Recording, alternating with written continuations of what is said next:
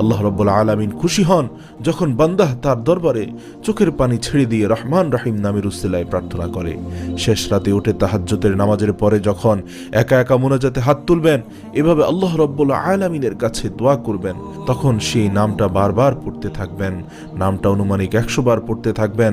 100 বার যখন পড়বেন, আল্লাহ রাব্বুল আলামিন আপনার প্রতি উত্তর দেবেন, ওহে আমার গোলাম, কি লাগবে তোমার বলো।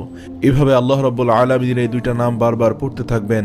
শেষ রাতে পড়তে না পারলে রাতে দিনে যে কোনো সময় 2 রাকাত সালাতুল হাজাত পড়ে এরপর ইখলাসের সাথে হাত তুলেন এবং এই নামটা বলতে থাকেন, বারবার বলতে থাকেন, বারবার বলতে থাকেন।